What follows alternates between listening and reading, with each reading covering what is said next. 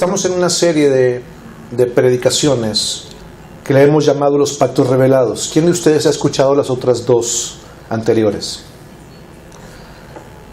La verdad es que el entendimiento que Dios nos puede dar a través de su palabra, la revelación, hace que la letra escrita que usted puede leer en la Biblia cobre una vida importante en nosotros. Esta palabra que usted puede leer en la Biblia se convierte en un alimento poderoso para usted.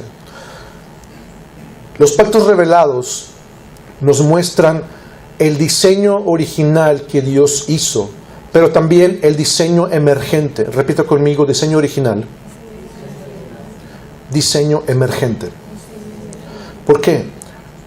Ahorita lo vamos a ver. El diseño original es el que Dios decidió para Adán y Eva y para toda la descendencia de ellos. Pero a causa de la desobediencia, el hombre cae en pecado, es separado de Dios, pierde su naturaleza de hijo de Dios, pierde también una fuerte y profunda relación con Dios, pierde los recursos de Dios y pierde su gran propósito, su gran destino. A causa de esto, Dios decide poner en marcha un pacto. La semana pasada y antepasada hablamos acerca de qué es un pacto, lo explicamos detenidamente con versículos. En la semana pasada hablamos acerca del pacto de la ley. El día de hoy vamos a ver la ley y el tabernáculo. Repita conmigo: la ley y el tabernáculo. Yo no sé usted, pero este tema a mí me apasiona muchísimo. Me gusta mucho. Muy bien. ¿De dónde nace? ¿De dónde sale la idea? Pregúntele a su compañero: ¿de dónde nace la idea de un tabernáculo? No escuché que nadie le preguntara a su compañero: ¿de dónde nace la idea, el diseño, de dónde sale el tabernáculo? Éxodo 25, versículos 8 y 9, es la primera ocasión en la que en la Biblia, en el libro de Éxodo, o es la primera vez en la que Dios le habla a Moisés y le dice lo siguiente: y harán un santuario para mí. Repita conmigo: santuario. Harán un santuario para mí y habitaré en medio de ellos. Conforme a todo lo que yo te muestre, el diseño del tabernáculo y el diseño de todos los utensilios, así lo haréis. Esta es la primera vez en la Biblia en donde se menciona la palabra tabernáculo. ¿Qué es un tabernáculo? ¿Qué era? Fíjese bien. Para poder avanzar en este tema que es tan extenso, este tema que es tan profundo y tiene tanto simbolismo, vamos a utilizar una técnica. ¿Está de acuerdo conmigo? Es una técnica muy simple que se usa desde la primaria. Es la técnica de las preguntas. Por ejemplo, en segundo de primaria, para encontrar el sujeto y el predicado, el maestro le dice: ¿de quién estamos hablando en la oración? No, pues que la casa es verde. ¿De quién estamos hablando? Pues de la casa. Ese es el sujeto.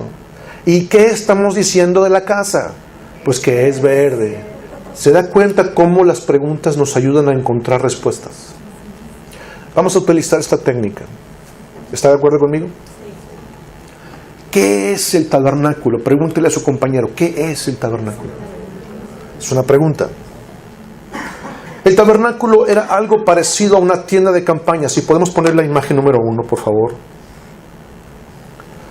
El tabernáculo era una especie de casa de campaña diseñada por Dios y funcionaba como un santuario móvil. ¡Wow! Santuario móvil. La verdad, eso era. El cual fue diseñado por Dios específicamente. El objetivo de construirlo era mostrarle a su pueblo la manera correcta de relacionarse con Él a causa de estar aún en pecado y en desobediencia. ¿Cuál era el objetivo de tener este tipo de tienda de campaña? El objetivo era que Dios quería tener un lugar donde habitar. El versículo que leímos hace un momento dice: y harás para mí un santuario para que yo pueda habitar entre ustedes. ¿Cuál era la razón? Dios quería habitar entre su pueblo. Pero aparte de eso, había una situación que yo quiero que usted tenga muy clara. Este tipo de temas regularmente se llevan mucho desde el punto de vista histórico, desde el punto de vista de medidas, materiales. Es algo muy apasionante, muy bonito y un simbolismo muy profundo. Sin embargo, muchas veces dejamos de lado la importancia de las razones detrás del diseño. Es el punto en el que yo me quiero enfocar con usted ahora a causa del poco tiempo. Existe una razón de fondo. Existe una razón o varias razones por las cuales Dios decide hacer este tipo de diseños. Dios le habla a Moisés desde el capítulo 25 de Éxodo, capítulo 25, 26, 27, 28, todo el resto de Éxodo está hablando acerca del diseño, materiales, medidas y de la construcción por parte de Moisés de este tabernáculo.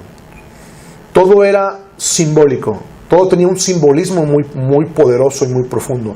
Pero la razón detrás, quiero que usted lo tenga claro. La razón por la cual Dios decide hacer esto es porque Dios pone en marcha un plan emergente. Repita conmigo, plan emergente. ¿Qué es eso? ¿Por qué dices que Dios pone en marcha un plan emergente? Muy simple. La condición de la humanidad en ese tiempo era que la humanidad, los seres humanos, el pueblo de Dios mismo, estaba destituido de la gloria de Dios. Lo dice Romanos 3:23. Por cuanto todos pecaron y están destituidos de la gloria de Dios. ¿Qué significa destituidos? No tienes derecho a nada.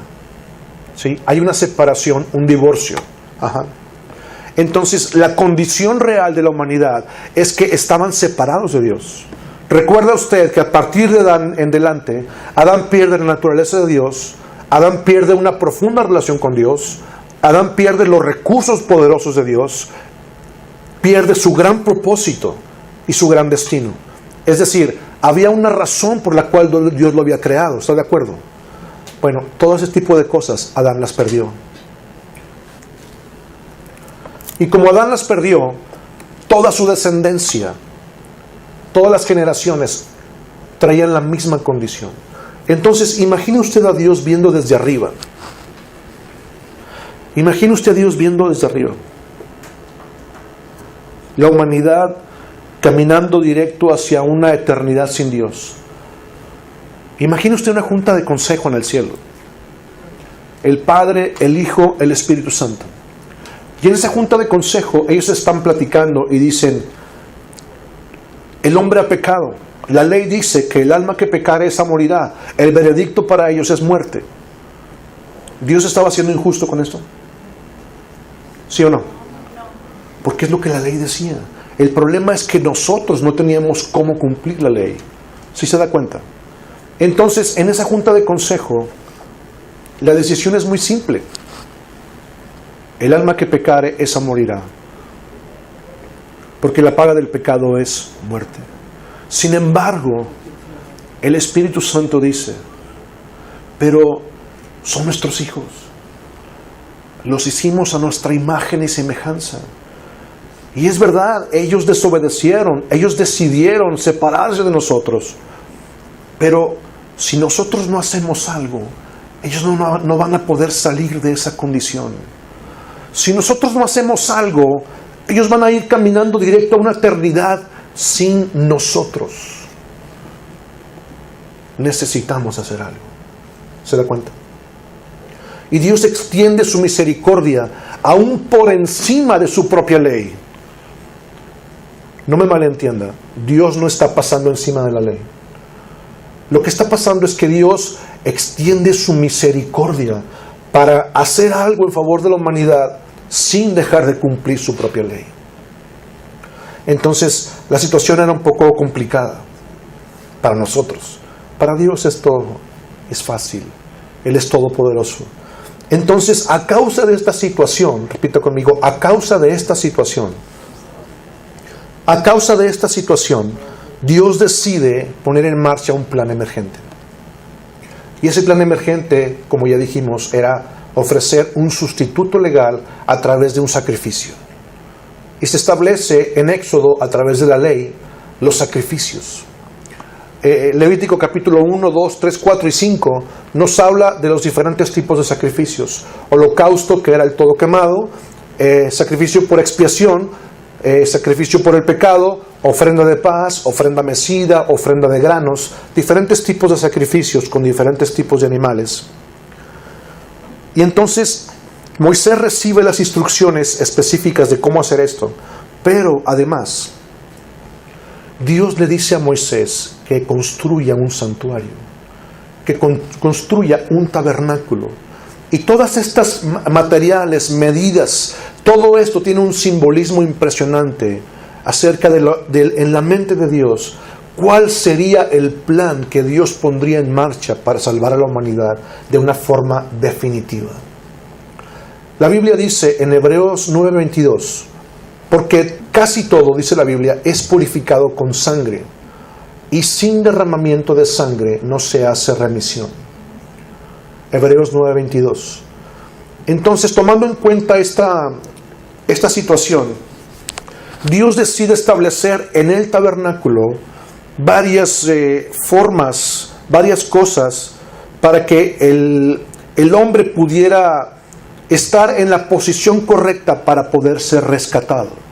Es decir, la razón de fondo de que Dios hiciera todo este tipo de cosas, la ley, sacrificios, ordenanzas, mandamientos, el tabernáculo, diferentes materiales, el atrio, el lugar santo, el lugar santísimo, los diferentes muebles que vamos a ver ahora, todo esto tenía una razón de fondo. Esa razón de fondo es establecer el deber ser. Repita conmigo, el deber ser. Dios estaba estableciendo un sistema, una forma correcta a través de la cual el hombre que había pecado podía acercarse de nuevo a Dios de forma temporal. La sangre de ese animal era derramada en expiación, y la palabra expiación significa cubrir o cambiar. Repito, la palabra expiación significa cubrir o cambiar. Entonces, cuando una persona traía un animal para ser sacrificado en expiación por el pecado de esa persona era cubierto temporalmente. Entonces, de esa forma, la persona podía ser perdonada, entre comillas, de forma temporal, y podía ser rescatada de su situación espiritual. ¿Le queda claro? ¿Por qué Dios hacía todo esto? El objetivo final era que el hombre se alineara a ese sistema en obediencia, para que Dios pudiera rescatarlo sin pasar por encima de su propia ley. ¡Wow! ¿Le está quedando claro hasta ahora? Muy bien. La siguiente imagen, por favor. El tabernáculo estaba hecho de diferentes materiales. Usted puede ver que es una tienda de campaña. Esta, digamos que es la casa, por decirlo así, la casa de campaña. Tenía postes de madera recubiertos de oro. Yo no me imagino esto. Estos postes tenían bases de bronce y tenían capiteles en la parte de arriba, que eran como remates de plata. Y tenían que construirlo de esta forma y poner encima las diferentes capas. Capas de azul, de púrpura, de carmesí. También otras capas internas que eran de pieles de carneros teñidas de rojo, pieles de tejones, diferentes tipos de materiales. Y entonces era cubierto esta casita, digámoslo así, y adentro de esta casa, tanto en el atrio como dentro del lugar santo y lugar santísimo, Dios designó o diseñó diferentes muebles. Siguiente imagen, por favor. Esto que estamos viendo es una imagen, digamos, un plano de cómo estaba construido el tabernáculo. Esto que usted ve acá, dentro de estos postes, era el atrio. El atrio. Y tenía 50 codos por 100 codos de largo. Ajá. Las medidas específicas fueron dadas por Dios. Vas a construir un atrio de tales materiales, de tales medidas, con diferentes formas, así, así, así. El atrio, digamos que era el patio. Vamos a imaginarnos una casa. Y esa casa está en el centro, y en la parte de afuera está todo el patio y todo lo que es la barda perimetral de la casa. Ajá. Dentro de esa barda, dentro de esa, de esas paredes, digamos, temporales de telas, ¿sí?, estaba el atrio. Y en ese atrio, en ese patio, existían dos muebles. El primero era el altar de bronce y el siguiente era la fuente de bronce. Rápidamente voy a explicarle a usted. Después, dentro del lugar santo, el lugar santo es aquí dice lugar santo, era donde el sacerdote entraba a ministrar regularmente todos los días, tanto en el atrio, es decir, en el altar de bronce, como en la fuente de bronce. Tenía que entrar el sacerdote todos los días a hacer su trabajo. Pero también, aparte, en el lugar santo, el sacerdote entraba para poder poner en práctica todo lo que Dios le había dicho que tenía que hacer. Lo voy a explicar rápidamente. Después, el lugar que faltaba es el lugar santísimo a la orilla extrema derecha. Ese lugar era un lugar en donde nadie podía entrar, absolutamente nadie. Solamente el sumo sacerdote, una vez al año, podía entrar en ese lugar con la sangre de un cordero sacrificado por expiación para todo el pueblo. Es lo que la Biblia dice. Pero bueno, como ya dijimos, el atrio era el patio. Y en ese patio existían dos muebles. Siguiente imagen, por favor. El primero de esos muebles era el altar del sacrificio. ¿Qué era esto? Esto era una caja de madera de acacia. La madera de acacia era una madera que se daba en el desierto. Una madera muy resistente, duraba muchos años. Algo muy parecido en nuestro México al mezquite. Usted hace una puerta de mezquite y le puede durar 100 años. Es un material muy duro. La madera de acacia era una madera parecida, muy resistente, muy durable. Y Dios le ordenó a Moisés que hiciera una caja de 5 codos por 5 codos por 3 codos, y después que la recubriera de bronce, que le pusiera estos anillos que usted puede ver aquí. Estos anillos era para poder meter estas varas, que eran de la misma madera de acacia, recubiertas de bronce. Era para poder transportarlo. Recuerde usted que era un santuario móvil. Ajá. Esto que usted ve aquí, en este altar, es donde se hacían los sacrificios. La Biblia dice en Levítico, capítulo 1, que las personas que traían un animal para ser sacrificado, lo traían al sacerdote, entraban en este lugar, en el atrio, digamos, trayendo el borreguito, lo recibía el sacerdote, lo examinaba, se daba cuenta si era un animal que estaba apto para ser sacrificado, es decir, tenía que ser un animal perfecto. No podía estar enfermo, no podía tener algún defecto físico para poder ser aceptado como sacrificio o como sustituto legal. Entonces, la persona ponía su mano sobre la cabeza del borreguito, como dice Levítico 1:4. Ajá. Después de esto, el sacerdote le daba el cuchillo al hombre para que lo sacrificara. La sangre era derramada y entonces el animal era puesto en este lugar. Usted puede ver un enrejado ahí en medio. Ese enrejado, en la parte de adentro, tenía fuego. Siempre estaba encendido. En este lugar es donde se sacrificaban esos animales en favor del hombre que lo traía. ¿Sí le queda claro?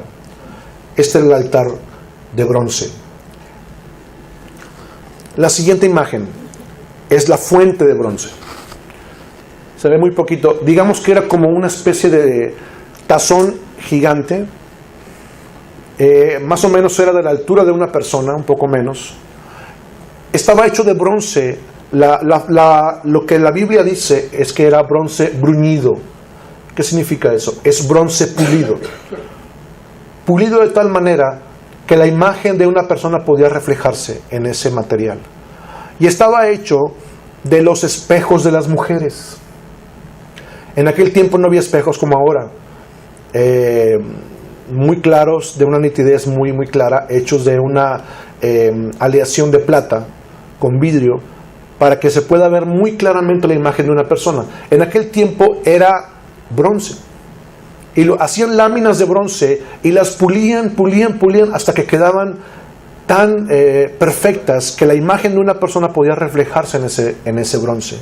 Y entonces, en los materiales que se utilizaron para construir esta fuente de bronce eran los espejos de las mujeres. De tal manera que estos muebles se utilizaban para un fin muy específico. Por ejemplo, podemos regresar a la imagen anterior. El altar de bronce tiene un simbolismo importante. ¿Qué significa esto? Representa el lugar donde Jesús fue sacrificado. ¿Dónde fue sacrificado Jesús? En una cruz. Fue el lugar en donde Él entregó su vida. Cuando Dios decide establecer este tipo de muebles, Él está viendo hacia el futuro la manera en la que su Hijo Jesús, como el Cordero de Dios perfecto, que valía lo que valía toda la humanidad, iba a ser sacrificado. Su sangre iba a ser derramada y Él iba a morir en favor de la humanidad como un sustituto legal para darnos vida y para hacernos salir y escapar de la esclavitud del pecado. ¡Wow! ¿Recuerda usted que dijimos que era un simbolismo muy importante? Vamos de nuevo a la siguiente imagen. La fuente de bronce, que usted puede ver aquí, la Biblia dice que el sacerdote o los sacerdotes que entraban a ministrar al atrio, antes de entrar al lugar santo, tenían que pasar por aquí. Ellos, de forma personal, tenían que lavarse. La Biblia dice en Éxodo 30, versículo 17 al 21, que ellos tenían que llegar a este lugar y tenían que lavarse ellos mismos la cara, sus manos, los pies, tenían que asearse de una manera continua. No podían entrar a ministrar al lugar santo, ni al atrio, ni recibir sacrificios si primero no llegaban y se lavaban en este lugar. ¿Qué significa? Fíjense bien, si ellos no se lavaban aquí antes de empezar a ministrar, la Biblia dice en Éxodo 30, del 17 al 21, que ellos podían morir. Dice la Biblia, y el sacerdote vendrá y se lavará las pies, las manos, etcétera, etcétera, para no morir. ¿Por qué podía pasar esto? Ellos tenían que entender que Dios estaba estableciendo un sistema. Ese sistema tenía varias ordenanzas específicas. Y el sacerdote tuvo que entender, a raíz de este mandamiento, que no podía entrar a hacer nada delante de la presencia de Dios si primero no venía a limpiarse delante de Dios. ¿Sí le queda claro eso? Si no estaba limpio. ¿Qué significa esto? Cuando el sacerdote venía y empezaba a lavarse en esta fuente de bronce, era de un material tan pulido que él podía verse su imagen podía verse en el agua, su imagen podía verse en el fondo de ese material de bronce pulido. ¿Sí le queda claro? Esto representa varias cosas. Representa a nosotros viniendo a la presencia de Dios para limpiarnos. El agua simboliza digamos, la palabra de Dios, a través de la cual podemos reflejarnos. De la misma manera en que el hombre podía reflejarse, el sacerdote podía ver su imagen en el lavacro, en la fuente de bronce, usted y yo podemos vernos en la Biblia.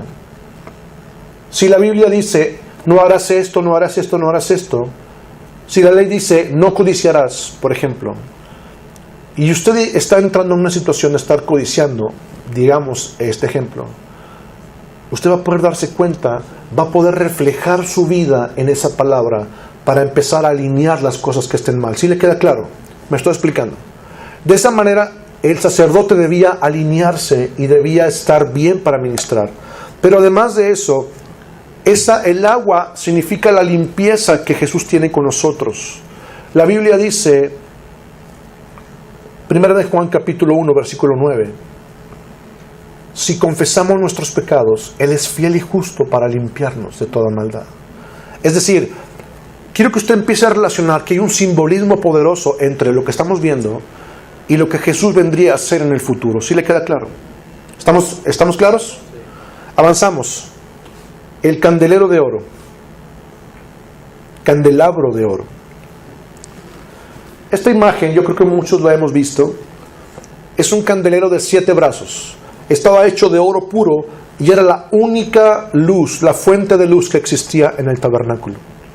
Estaba en el lugar santo. Era el primero de los muebles que vamos a ver en el lugar santo. Si se ubica usted, dentro de la casita había 3 muebles, este era el primero. Para poder alimentar este fuego, que siempre debería estar encendido, la llama en el candelabro, tenía que alimentarse con aceite de oliva. La Biblia dice en Éxodo 25 que el hombre tenía que traer,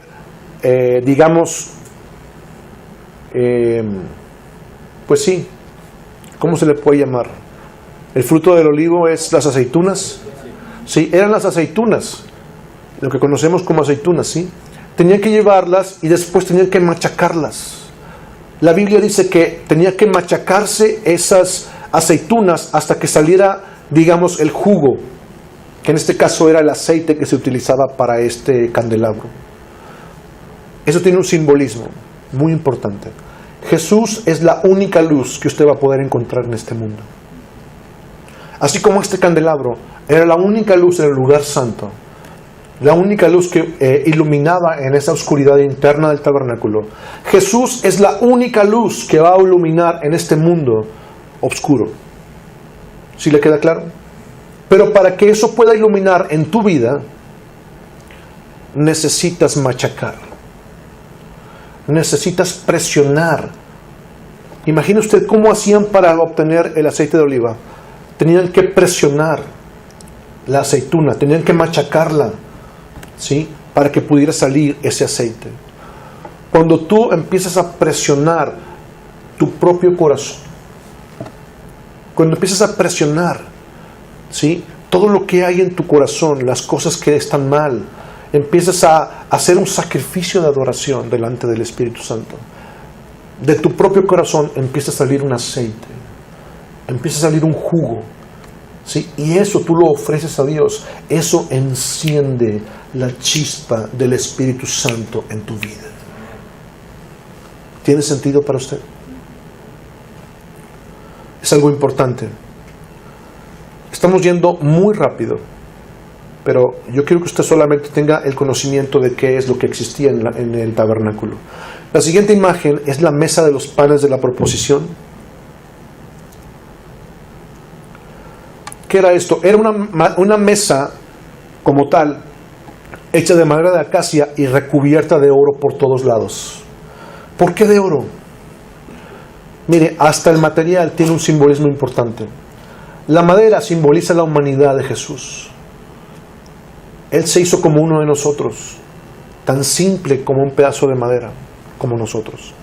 Pero la mesa y los demás muebles que están dentro del lugar santo estaban recubiertos de oro puro. El oro es un símbolo de la divinidad. Jesús era hombre y a la misma vez era el Hijo de Dios. Por esa razón, esto tipifica a Jesús. La madera, como ya dijimos, simboliza el nacimiento humano de Jesús, pero a la misma vez, recubierto de oro, simbolizaba la divinidad que había en su vida. ¿Sí le queda claro? El sacerdote tenía que poner aquí diariamente esos panes. Debían ser cambiados todos los días. Había ordenanzas específicas de cómo se puede decir, hornear estos panes para poder tenerlos ahí listos para estar presentados delante de Dios. Y tenía un simbolismo importante. Jesús es el pan de vida. ¿Por qué Dios le dijo a Moisés, quiero que pongas panes todos los días en esa mesa? Hay muchas cosas específicas que podríamos decir acá, pero lo único que le voy a decir ahora por cuestión de tiempo es, esto apunta, o digamos, Dios estaba de alguna forma diciendo proféticamente qué es lo que iba a pasar en el futuro a través del Mesías. Él se convertiría en el único pan que daría vida a la humanidad. ¿Tiene sentido para usted? Así es como la Biblia lo dice. El siguiente mueble es el altar del incienso. Siguiente imagen. Nuevamente era una caja alta hecha de madera de acacia y recubierta de oro. Y esto representaba el incienso que tenía que ser puesto en este lugar. Lo dice Éxodo 30, versículo 1 al 10. Representa la oración del pueblo de Dios, las oraciones, y representa la adoración. Representa el sacrificio de Jesús como Cordero perfecto, el cual Dios decidió entregar en favor de la humanidad. El último mueble que vamos a ver estaba en el lugar santísimo. Y este mueble es algo muy importante dentro del diseño del tabernáculo, y este era el arca del pacto. ¿Usted ha escuchado algo acerca de esta arca del pacto? ¿Sí? ¿Qué era el arca del pacto?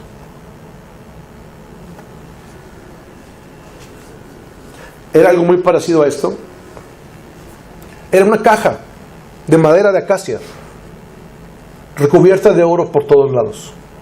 Tenía los anillos, tenía las varas para poder transportarlo. Y esta caja tenía una tapa gruesa encima de oro macizo, de oro puro, al cual se le llamaba propiciatorio. Repita conmigo: propiciatorio.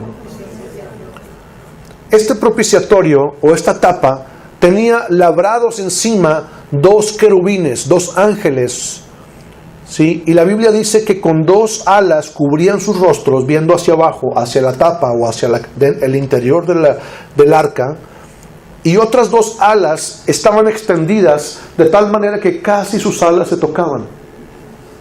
¿Se da cuenta? Este era el único mueble que estaba en el lugar santísimo. En ese lugar había absoluta obscuridad. No había ninguna luz. Y la Biblia dice que Dios le ordenó a Moisés construir esta arca con este diseño. Literalmente la Biblia dice: y de entre las alas de los querubines, de entre el propiciatorio, yo me voy a referir a ti, y yo me voy a relacionar contigo, y yo te voy a responder. Fíjense bien, en este lugar, ahí donde usted puede ver esta parte de aquí, que era la tapa, en medio de estas alas, la Biblia dice que Dios iba a responder a Moisés. Se construyó todo esto justo con las instrucciones que Dios le dio a Moisés. Y la primera vez que ellos levantaron este tabernáculo, la Biblia dice que Moisés hizo como Dios le dijo. El sumo sacerdote Aarón tomó la sangre del cordero por expiación, pasó por debajo del velo, que era la separación entre el lugar santo y el lugar santísimo. En ese lugar de profunda oscuridad, empezó a rociar la sangre sobre la tapa. Esta tapa que era el propiciatorio, la Biblia dice que tenía que hacerlo 7 veces, declarando el pecado y la desobediencia de Israel. Y entonces, cuando Dios aceptaba el sacrificio, de en medio de las puntas de los ángeles de oro, empezaba a brotar una luz sobrenatural. ¿Qué es lo que podía ver el sacerdote dentro del lugar santísimo? No podía ver nada, ¿sí? Solamente cuando Dios aceptaba el sacrificio, empezaba a brotar esa luz sobrenatural de estas puntas de los querubines, y Dios empezaba a responderle al sumo sacerdote de en medio del propiciatorio. ¡Wow! Era una cosa totalmente sobrenatural. Pero afuera, imagine usted la imagen. Adentro el sacerdote está entrando al lugar santísimo, pero afuera están las 12 tribus de Israel, cada uno con sus familias agarrados de la mano en las puertas de su tienda, esperando la respuesta de Dios. Los eruditos dicen que estamos hablando que eran entre 2 y 3 millones de personas alrededor del tabernáculo. Y cuando Dios aceptaba el sacrificio, denme su atención, cuando Dios aceptaba el sacrificio por expiación adentro del lugar santísimo, afuera, la gente que estaba esperando la respuesta de Dios veía una nube que bajaba y se posaba sobre el lugar santísimo. Y cuando la gente veía esto, empezaba la alegría y empezaban las danzas y empezaban los cantos, porque ellos entendían que Dios había aceptado el sacrificio por expiación para ese año. Y la gente empezaba a gozarse porque Dios los había perdonado. Podían relacionarse con Dios, podían extender un año más la misericordia de Dios sobre sus vidas a causa del sacrificio. ¿Sí le está quedando claro? Esto era algo muy importante. Ahora, algo que también me llamó la atención era esta tapa. ¿Por qué no le dijeron tapa? ¿Por qué no le nombraron tapa del arca o algo así? Le nombraron propiciatorio. Es una palabra, podemos decir, es un término bíblico, pero tiene un significado muy importante. Si usted lo busca en el diccionario de la Real Academia Española, la palabra propiciatorio significa que tiene la virtud de hacer propicio. Fíjese bien, lo voy a repetir. Propiciatorio significa que tiene la virtud de hacer propicio a alguien. ¿Por qué razón los querubines tenían que estar viendo hacia el propiciatorio, hacia la tapa? Estar en una actitud de reverencia. ¿Por qué? Porque de en medio de las alas, ¿sí?, iba a brotar la misma presencia de Dios. Todo esto indica algo. Los judíos le llamaban a este lugar, es decir, encima de la tapa del propiciatorio y entre las alas de los querubines, ellos tenían un nombre para este lugar. Le llamaban el lugar del trono de la gracia.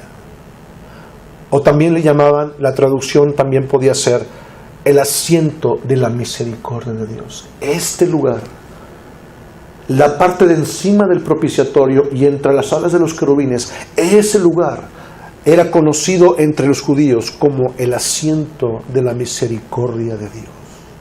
Porque era ahí, después de que Dios aceptaba el sacrificio, que Dios se manifestaba de una forma sobrenatural para poder decir: sí, acepto tu sacrificio. Y en ese momento Dios estaba convirtiendo todo este sistema, tal vez complicado, aburrido, todo esto Dios estaba utilizándolo como una estrategia para ser propicio al hombre que necesitaba ayuda para ser rescatado. ¡Wow! Esto nos lleva a la siguiente pregunta. ¿Para qué? Pregúntele a su compañero, ¿para qué? ¿Para qué Dios instituyó el tabernáculo, su diseño y su uso? Voy a repetir. ¿Para qué Dios instituyó el tabernáculo, su diseño y su uso? ¿Para qué? Tenía que haber una razón. Fíjese bien. Esta razón era establecer una forma legal, una manera legal de ser propicio al hombre pecador para justificarlo. Wow, esto es algo increíblemente poderoso. Lo voy a repetir. ¿Para qué Dios hizo todo esto? El diseño, los materiales, las medidas, los muebles, todo tenía que ser hecho exactamente como Dios dijo. El sistema debía llevarse a cabo exactamente como Dios lo dijo. ¿Para qué? Para establecer una forma legal. Repite conmigo, forma legal. Una forma que no se contrapusiera, es decir, que no estuviera en contra de su ley. Es decir, todo este sistema se llevó a cabo para que los sacrificios se pudieran adaptar o alinear a lo que la ley decía. Dios no iba a pasar por encima de su ley, pero sí estableció una manera legal para que el hombre pudiera ser perdonado. Una forma legal para ser propicio al hombre pecador con el único fin de justificarlo. Repita conmigo, justificar. Podemos estudiar mucho acerca de este tema. Hay tanto simbolismo importante, tanta belleza, importancia en el diseño y construcción del tabernáculo, en la forma en que se llevaban todas las ordenanzas. Pero la razón final Lo que había en el corazón de Dios al hacer todo esto era proveerle al hombre una forma legal para ser justificado. Vamos a decirlo así, el final que Dios tenía en su corazón era darle al hombre una forma de ser justificado. ¿Qué significa justificado? Al final de todo esto, lo que Dios quería era justificar al hombre. Bueno, ¿qué es eso? Justificar significa hacer justo a alguien. Repita conmigo, hacer justo a alguien. ¿Cómo?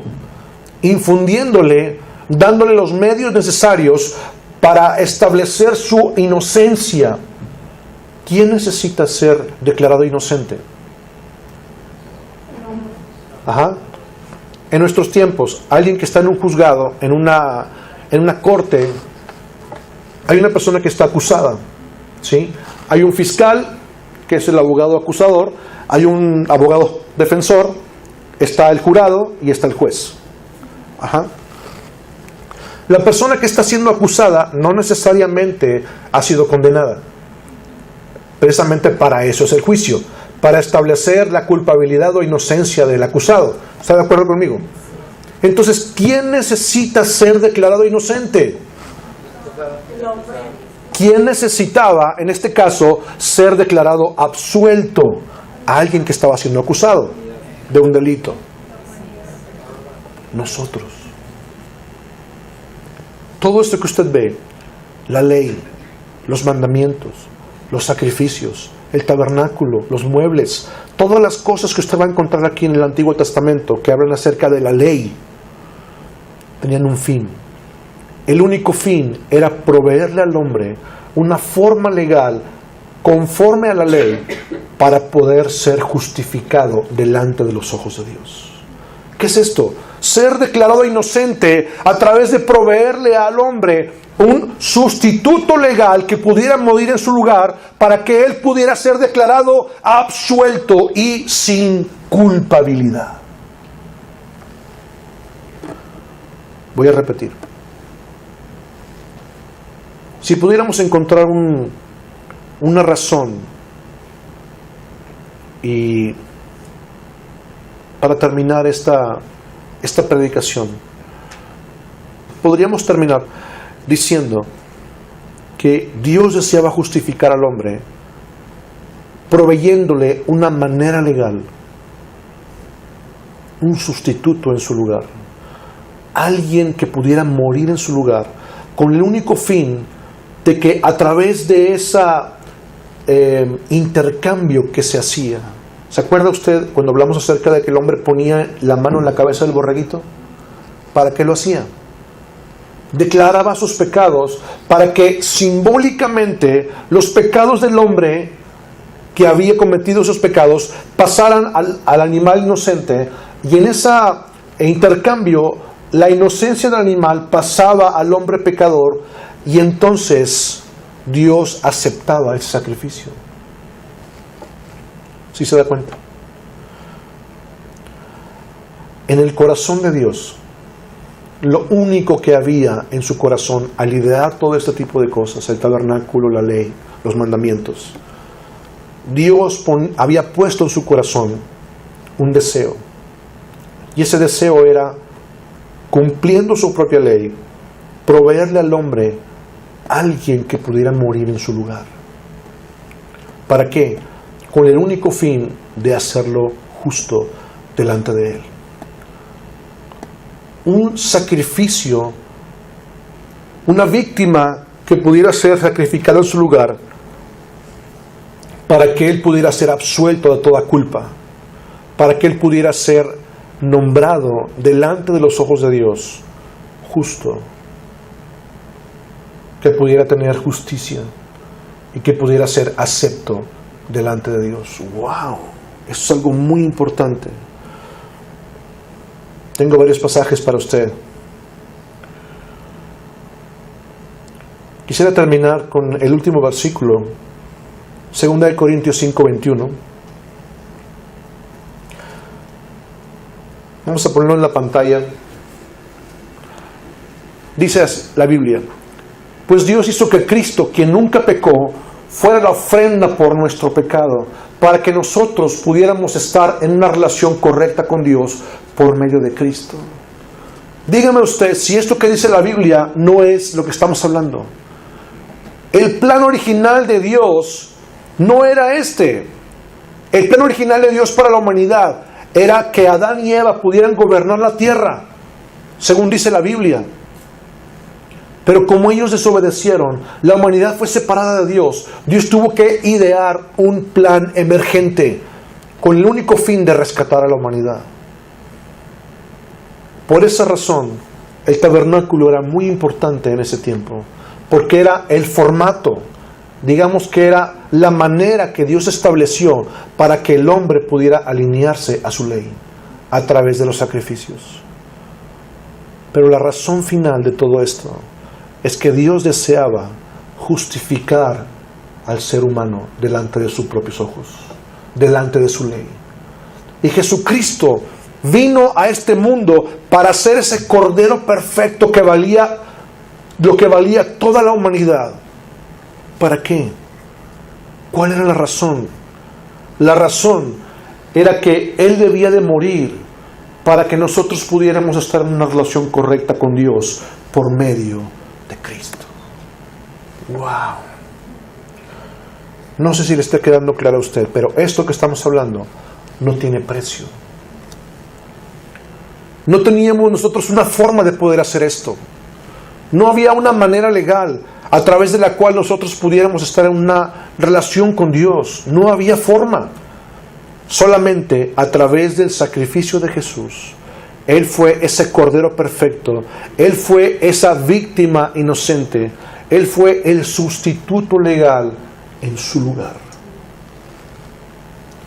Y Él fue a la cruz. Fue sacrificado. La Biblia dice en Isaías 53, como cordero fue llevado al matadero, enmudeció y no abrió su boca. Él fue a la cruz. Y cuando Él murió, con su sangre pagó lo que necesitaba pagarse. Su sangre fue derramada. El pecado fue pagado. Y entonces ahora usted y yo tenemos la capacidad delante de Dios, de acuerdo a la ley, de poder ser justificados delante del Padre. Y ahora, a causa de esto, podemos tener una relación con Dios para siempre.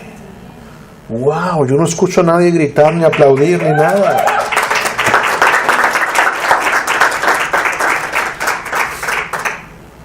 Sé que esto es mucha información, pero es importante repasar el antiguo pacto, porque al hablar del nuevo pacto, que va a ser la próxima semana, usted va a poder empezar a entender lo que la Biblia dice. Muchos ejemplos que pone el apóstol Pablo, vamos a revisarlos detenidamente, para que usted pueda tener la referencia del Antiguo Testamento y pueda decir, ya entendí por qué la Biblia dice esto aquí. Cuando usted lo lea conmigo la próxima semana, usted va a poder entender con más claridad cuál es el sistema que llamamos nuevo pacto, el pacto de la gracia en Jesús. Damos gracias a Dios por su palabra. Póngase de pie. Cierre sus ojos, por favor. Espíritu Santo, te damos gracias. Gracias, Señor. Gracias, Dios, porque decidiste intervenir en este mundo. Gracias, Señor, porque entregaste a tu Hijo Jesucristo a morir por nosotros. Gracias, papá, porque decidiste establecer esta ley. Y tú mismo te sujetaste a esta ley. Diseñaste todo un plan. Diseñaste un plan emergente a través del cual poder rescatarnos de la esclavitud del pecado. Gracias, Dios, porque estuviste dispuesto a dar a tu Hijo Jesús por nosotros. Tu palabra lo dice. Está escrito, porque de tal manera amó Dios al mundo, que dio a su Hijo único, unigénito, para que todo aquel que en Él cree no se pierda, mas tenga vida eterna. Gracias, Dios, porque ahora a través del sacrificio de Cristo como ofrenda por nuestro pecado, nosotros podemos estar en una relación correcta contigo por medio de Cristo. Gracias porque Él fue el Cordero sacrificado en mi lugar. Gracias porque Él fue el sustituto legal para mí y fue acepto delante de ti. Y ahora yo soy declarado justo a tus ojos. Gracias, Señor. Gracias por toda esta información y por todo esto que vemos en tu palabra. Te damos la gloria y la honra, papá, en el nombre de Jesús.